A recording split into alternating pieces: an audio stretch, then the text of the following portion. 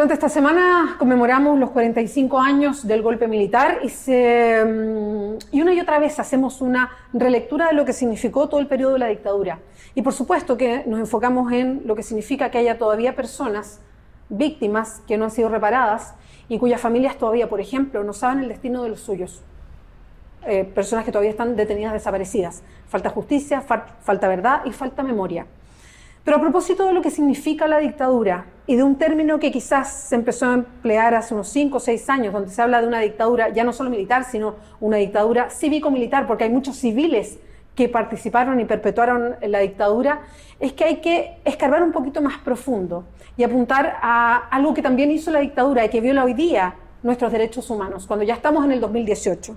Creo que la Fundación Sol lo hacía de manera espectacular a través de este cuadro que está en Twitter y habla de los 11 pilares dictatoriales aún vigentes que sostienen el modelo chileno. Y creo que hablar sobre esto, que también es una herencia que hasta el día de hoy vivimos, de algo que se diseñó en dictadura, es importante. Y se habla de varios pilares, los vamos a conversar con más detalle, pero tiene que ver básicamente con el plan laboral de la dictadura, tiene que ver con las AFPs y cómo se fue privatizando nuestra vida, con pensiones privatizadas, salud privatizada, la privatización de la educación, la privatización del agua, la constitución de Pinochet, como se le ha llamado la del 80, bueno, en fin, parte de estos 11 pilares. Estamos con una investigadora de la Fundación Sol, es historiadora, Andrea Sato nos acompaña y con ella vamos a ir conversando sobre esto, que también tiene que ver con una herencia de la dictadura. ¿Cómo estás, Andrea? Muchas gracias por acompañarnos. Muchas gracias, Bea, por la invitación. Estoy muy bien, muchas gracias. Bueno, lo primero es, de a poco se ha ido hablando de un tema que más bien no estaba sobre la dictadura, pese a que todas esas decisiones se tomaron y prácticamente entre los años, la mayoría de ellas 79 y 81.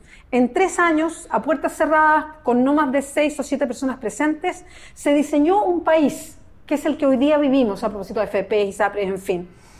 ¿Por qué crees tú que nos hemos demorado en hacer esta lectura que tiene que ver también con lo que nos heredó la dictadura? Bueno, en primera instancia es interesante observar cómo hay una crítica transversal y una condena transversal a lo que es la violación sistemática de los derechos humanos por parte del Estado, pero esta crítica y esta condena no se extiende a lo que hoy día es el legado de la dictadura y que finalmente son estos 11 pilares que desde Fundación Sol consideramos que son básicos para mantener y reforzar muchas de las lógicas autoritarias que no solo tienen que ver con un modelo político, sino que más bien con un modelo económico, político y social, también cultural, que finalmente mantiene muchas de las cuestiones que viene a instaurar la dictadura, claramente con un interés global en mantener las condiciones de los chilenos y chilenas mercantilizadas, precarizadas y sumamente vulneradas. Es interesante también en este contexto poder avanzar en que la relación con los derechos humanos no solo se empieza a violar en dictadura, sino que hay procesos anteriores y también procesos posteriores que también vulneran los derechos de las personas y que claramente no están directamente relacionados con crímenes de lesa humanidad, pero sí tienen que ver con una precarización de la vida, con la vulnerabilización de los mismos derechos de las personas y que están enmarcados en este contexto más global en donde se han reforzado estas mismas políticas que vienen desde la dictadura cívico-militar en estos 11 pilares que nosotros caracterizamos. Claramente esto tiene finalidades sumamente económicas, hay intereses económicos de la élite económica y política que se ha beneficiado de todos estos pilares y de todas estas engranajes sociales que vienen a favorecer el enriquecimiento de unos pocos en desmedro de unos muchos. Entonces aquí observamos intereses no solo políticos, sino que también intereses económicos, especialmente como vemos la privatización de los derechos, la privatización de la seguridad social con la AFP, el Código de Aguas, la Ley de Fomento Forestal, que finalmente hacen que haya todo un modelo que refuerce la precarización de la vida, pero también la acumulación de la riqueza en pocas manos. Cuando hablamos del periodo de la dictadura, y esta era una conversación recurrente, y también tiene que ser porque hoy día estamos conmemorando esta semana los 45 años del golpe, pero si hablamos de dictadura, los tiempos se acortan mucho más en nuestra historia reciente. Y hablamos de cómo se impuso un régimen de terror en Chile, con una persecución a quienes pensaban distinto, una persecución ideológica y en algunos casos un exterminio de ciertas corrientes ideológicas. Y nos quedamos ahí, lo circunscribimos a un tema casi solamente de política, ¿no? De partidos políticos. Y nos vamos olvidando que un régimen de terror como ese, lo que hace también posible es que se tomen ciertas decisiones sobre nosotros, ciudadanos y ciudadanas, que en otros casos en democracia sería casi imposible tomar. Y en eso me quiero detener. ¿Cuánto fue necesaria la dictadura para poder imponer el experimento chileno? Y lo quiero llamar a propósito así porque no sé si hay otro país donde se haya hecho un experimento, Chicago Boy, por decirlo de alguna manera, un experimento neoliberal completamente, como Chile. Bueno, en primera instancia lo que hay que recalcar es que claramente Chile va a ser un laboratorio de políticas neoliberales. Se adelanta casi 10 años a lo que va a ser el consenso de Washington, que van a ser políticas referidas a Latinoamérica, especialmente en temas económicos. Y lo interesante es observar la larga data también de las transformaciones sociales y de todo lo que fue la construcción del poder popular previo a la dictadura militar. Sin lugar a duda, el régimen de terror no estaría estar directamente relacionado con todo lo que había sido el reforzamiento de las estructuras de los sectores populares en los 50 y en los 60. Los sectores populares habían avanzado en hablar acerca de la redistribución del ingreso, de la producción, de la matriz productiva en Chile, esto en experiencias muy creativas para Latinoamérica, como lo habían sido los cordones industriales, como lo habían sido la instalación de áreas sociales. Perdona, y eso se hacía a través de, y esto para hacer memoria de lo que pasaba, porque de repente pareciera que ese Chile no existió nunca, digamos, pero antes de la dictadura, y esto durante la Unidad Popular, pero mucho antes también, en varios de los otros gobiernos, se armó esta relación más colectiva o comunitaria. ¿Y eso liderado de qué manera? Sindicatos,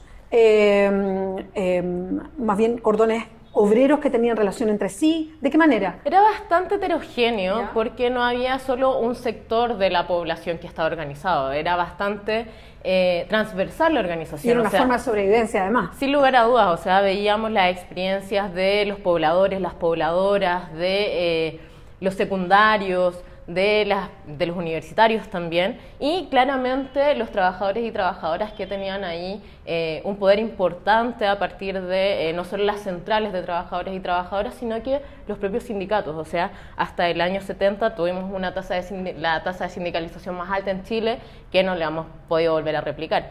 Entonces observamos que hubo una acumulación de poder popular en ese periodo y por eso se habla de que finalmente la dictadura cívico-militar viene a ser un proceso de restauración de clases, un proceso en donde las clases dominantes, las élites, finalmente buscan desestructurar a muchos niveles estos procesos de acumulación de poder popular. Y claramente lo más efectivo era generar el terror de manera sistemática sobre la población. O sea, no es casualidad que el fragmentamiento no solo de partidos políticos de clase, sino que distintas organizaciones hayan sido sumamente perseguidas, personas torturadas, personas asesinadas, personas detenidas, desaparecidas hasta el día de hoy.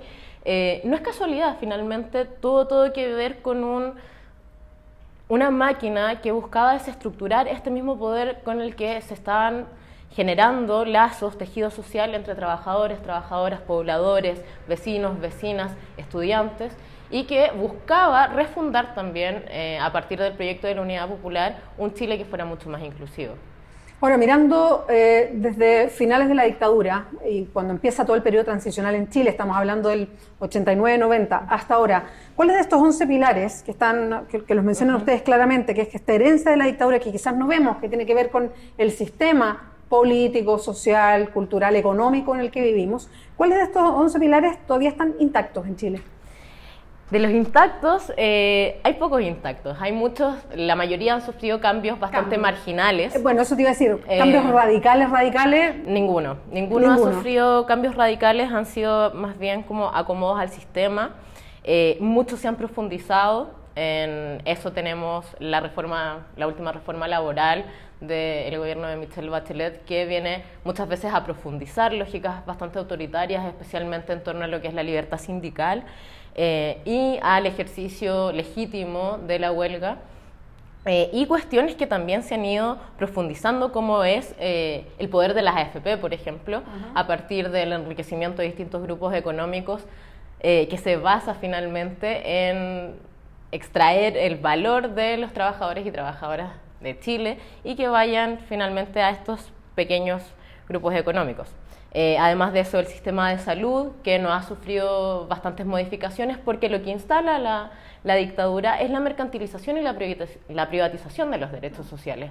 Esto tiene que ver con educación, salud principalmente, con salud con respecto a fomentar las ISAPRES y crear este sistema mixto entre ISAPRES y FONASA, la municipalización de los centros de atención primaria, al igual que en educación, que la ley de desmunicipalización y el fomento del lucro en la educación a partir de la creación de CFTs, IPs, universidades privadas. Como aquí hay todo un manto que tiene que ver no solo con el enriquecimiento, sino que también con la mercantilización de la propia vida de las personas. Aquí, si observamos los 11 pilares que proponemos desde Fundación Sol, observamos que todo tiene que ver con una mercantilización de la vida, o sea, la privatización del agua como derecho fundamental para las personas, que los privados decidan acerca de qué hacer con el agua o que los privados decidan dónde y de qué forma explotar nuestro bosque nativo, no solo tiene que ver con lógicas económicas en sí, sino que tiene que ver con el desarrollo social integral de las personas en un país.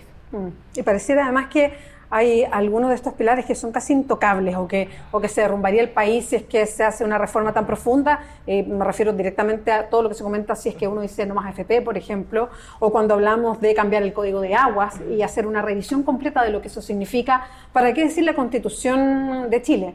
Que si uno quiere cambiarla, tiene que cambiar la Constitución para poder cambiar la Constitución.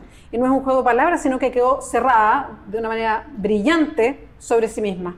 Andrea, muchas gracias por acompañarnos hoy día. Muchas gracias por la invitación. Recuerda, www.diarioclever.cl.